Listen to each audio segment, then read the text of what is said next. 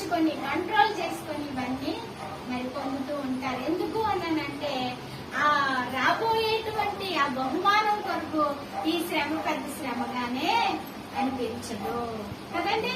ఏ శ్రమ అయినా అది శ్రమగానే అనిపించదు. ఇప్పుడు మనము కూడా ఒక చోటుకి వెళ్తున్నామండి. మన ప్రయాణం విశ్వాసం అనేది ఏంటండి? యాత్ర. ఏంటండి? యాత్ర. ఎప్పుడు స్టార్ట్ అయింది యాత్ర అంటే అమ్మ కడుపులోంచి బయటకు వచ్చినప్పుడే స్టార్ట్ అయిందండి యాత్ర. మనం పుట్టిందే ఒక యాత్రలో పుట్టాం. మనం యాత్ర కొరకు పుట్టామన్నమాట. ఎక్కడికి యాత్ర? ఏది నీ గమ్యం అంటే పరలోకమే మన గమ్యం.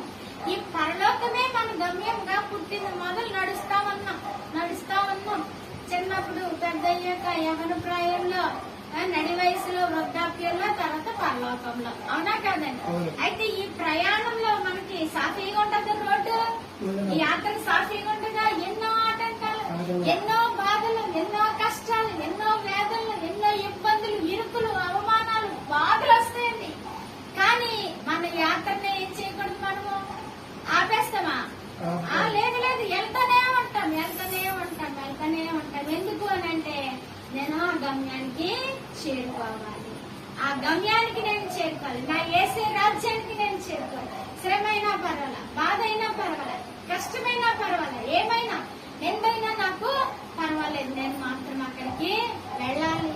చాలా మంది అంటారు, ఎందుకమ్మా ఓకే దేవుడు అంతా మొదలు పెట్టేశావు, ఆ దేవుడు నమ్ముకున్న వాళ్ళకి ఏం లాభాలని, ఏం కలిసి వచ్చేసిందని, అన్ని కష్టాలు ఆ దేవుడు నమ్ముకుంటే చాలా కష్టాలు అంటారు బాబోయ్ అని అంటారు.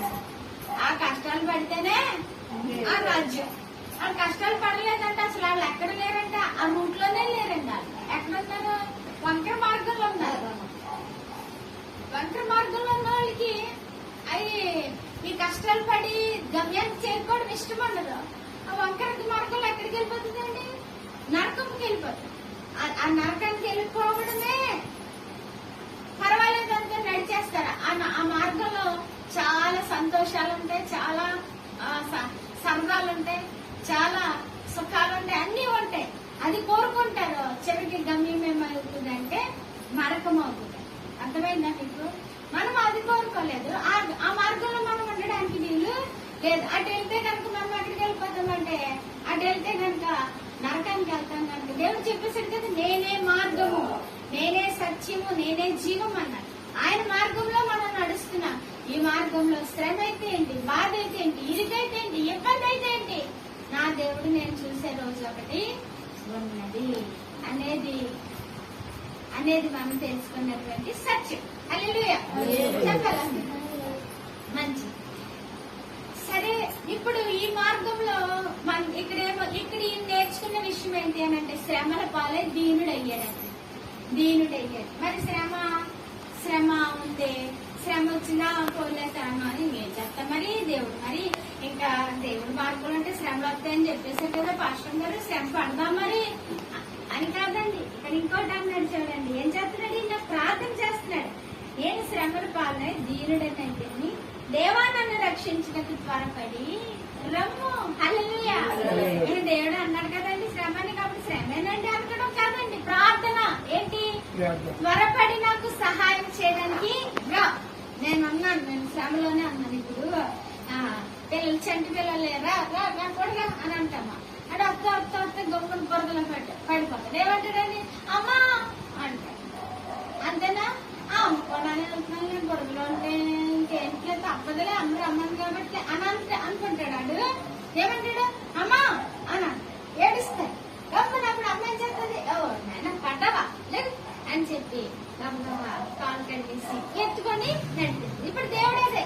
మన శ్రమలో ఉన్నాం అనుకోండి, దేవా నన్ను రక్షించవా, త్వరగా రావా అంటే దేవుడు వచ్చి చంకని పెట్టుకొని వెళ్ళిపోతాడు ముందు. హల్లెలూయా. తగ్గి వరకు ఆయన ఎత్తుకొని ఉంటాడు. బిడ్డల గురించి మీరు బాధపడుతున్నారు అనుకోండి, దేవా నన్ను కాపాడవా, నా బిడ్డల్ని మార్చవా, నాకు ఈ బాధ నేను తట్టుకోలేకపోతున్నానయ్యా నన్ను దేవుడు ఏం చేస్తాడు తెలుసా? ఎక్కిస్తాం. నువ్వు కాదు బాధ అని చెప్పి ఆ నొప్పి తగ్గి వరకు ఎత్తుకొని అదంతా బిడ్డలు మారిపోతారు. మారుతారండి, ఖచ్చితంగా మారుస్తాడండి దేవుడు. ఎత్తుకోవడం అంటే ఏంటి? మన మొత్తం తెలియట్లేదంటే ఇక్కడ అర్థం అంటే ఏంటి విషయం? మారుస్తాయి, బిడ్డలు మారుస్తాయి. మార్చిన తర్వాత మళ్ళీ అప్పుడు తీస్తాడు, మళ్ళీ బాగా ఒకసారి నడుస్తాడు, మళ్ళీ ఏదో అంటే మళ్ళీ ఎత్తుకుంటాడు, మళ్ళీ నడుచుతాడు దేవుడు. లాస్ట్ వరకు ఇదే మళ్ళీ నడుపుతాడు దేవా. అప్పుడు వచ్చేసింది అనుకోండి, అయ్యా అప్పయ్యా నేను కట్టలేకపోతున్నాను, ఈఎంఐలు అయ్యా, ఈ కష్టాలు పడలేకపోతున్నానయ్యా అంటే దేవా అని అరిసిన వెంటనే ఏం చేస్తాడు? మళ్ళీ దేవుడు ఎత్తుకుంటాడు. ఎత్తుకొని అప్పులన్నీ తీర్చుకుంటూ మనల్ని ఓదార్చుకుంటూ ధైర్యపరుచుకుంటూ మార్గాలు చూపించుకుంటూ నడిపిస్తాడు. హల్లెలూయా.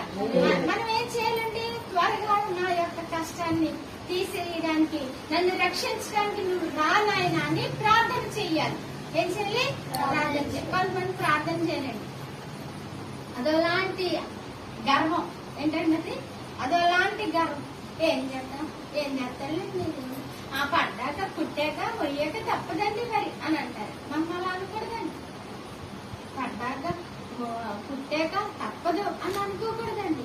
తప్పించి దేవుడు ఉన్నాడండి నాకు, నేను ప్రార్థన చేసుకుంటాను, నా కష్టాన్ని తీరుస్తాడండి అని వినయంగా మాట్లాడాలి. గాని ఏం చెప్తాంలేండి, ఏముండలేండి, అదండి ఇదండి అని అంటే వాళ్ళకి ఏముందంటే హృదయాల గర్వం ఉంది. ఏముంది?